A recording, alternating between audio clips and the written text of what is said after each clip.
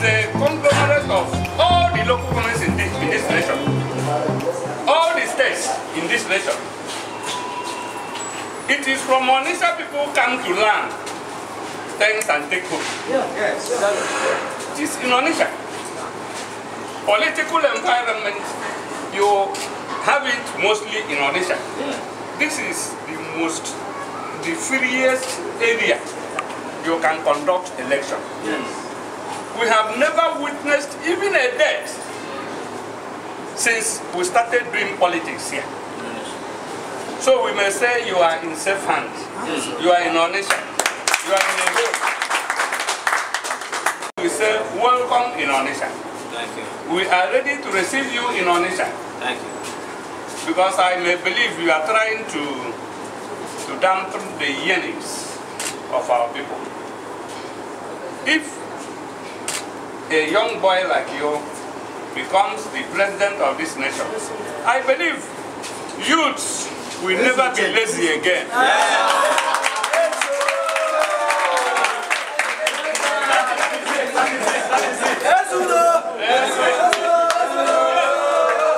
Yes, I'm proud to say it because our president went to London and told India that Nigerian youths are lazy. Very bad. That is it. That is the picture he would give the Nigerian youth. The Nigerian youth, they refuse to give jobs. The Nigerian youth, they refuse to see light. Yes. The Nigerian youths, they have refused them to see their tomorrow. We were told Gowon was the commander-in-chief of this nation at the age of 28 years when he was a youth. And so on, Chief Dim Chukwemeka was the leader of his people at that age.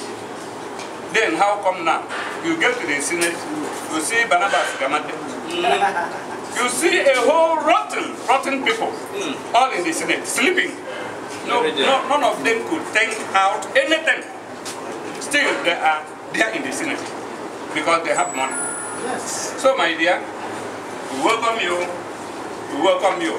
We pray that time is coming when determination of some of these positions will no longer be by money. Yes.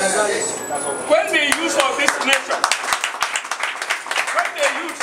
can come together and say, this is the person we want. Yes. And I think if we can do that, nobody can stop us. That's right. So we say, welcome. Thank you. Welcome in Onitsha. Welcome in your home. Thank you. This is a home. Onitsha is a home. That's right. Thank you. So we thank you very much. When I become president, we will turn this place into a special economic zone. That's it. It has to be given a special status. And what that means is that we cannot do it without integration.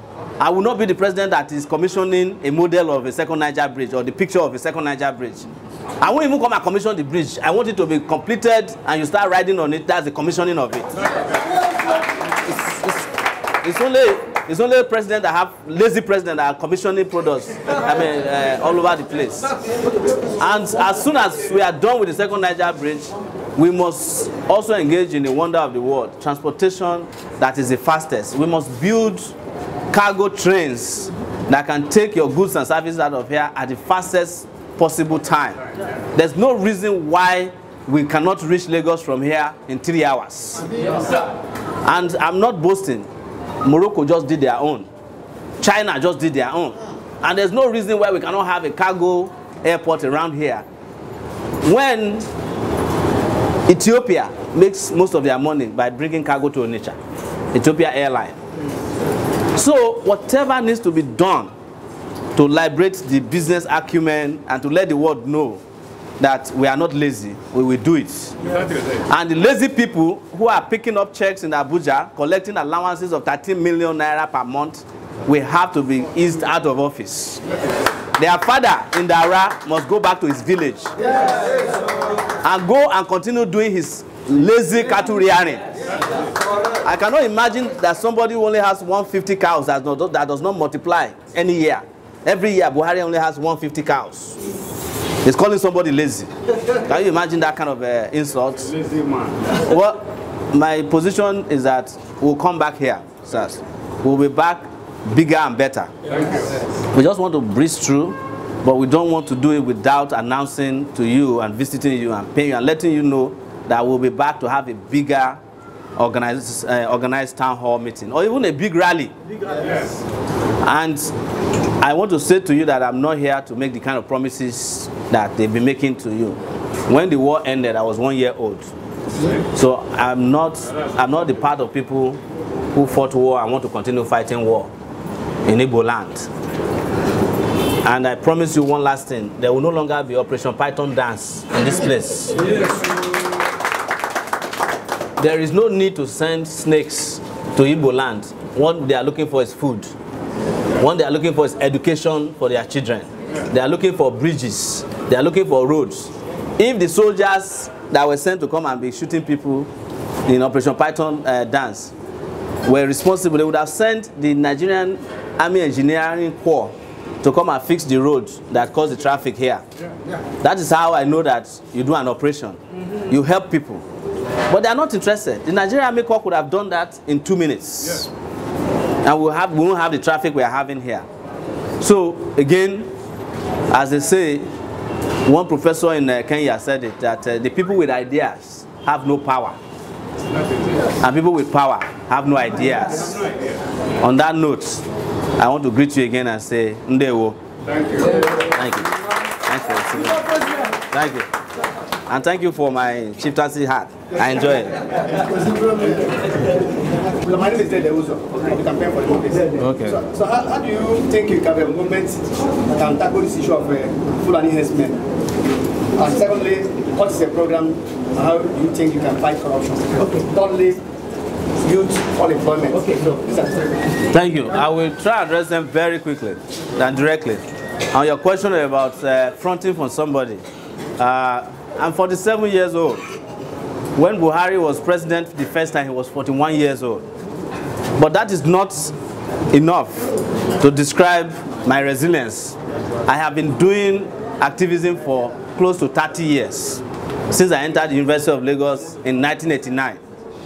In fact, a lot of people may not have known, I was one of the young persons alongside the likes of late Chima Ubani, who was the secretary of the campaign for democracy in those days, who worked hard to chase the military out of power when other young people were following Babangida and fronting for them. I can never front for anybody. I can only front for my conscience. And my conscience tells me that this is the right time to go and free Nigeria. In fact, this is the best time to be alive as a young person, because power has just fallen on the street once again, and we must take it over democratically. So I assure you, comrades, I am completely in this to fight to the end and get to the position that can turn this country around, make it into progress and prosperity for all of us. So please, don't doubt it, and I hope you will start working. You asked about security, right? Unemployment. And you also asked, what was the first question you asked again? Just remind me. Fulani herdsmen, that's a big deal. The response is very simple.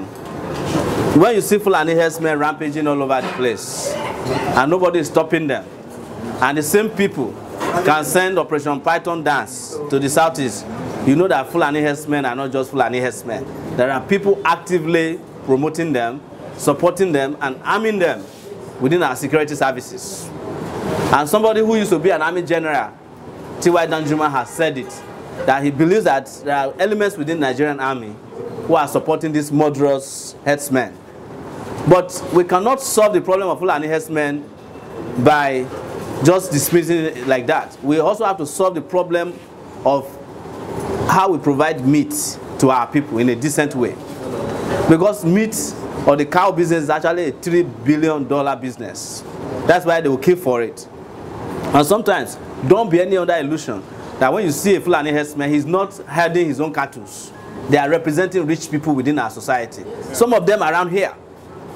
So we must address that holistically. But for the immediate solution, which is the short-term solution to stopping Fulani herdsmen, we have to change our commander-in-chief of the armed forces. Yes. That is the first solution to it.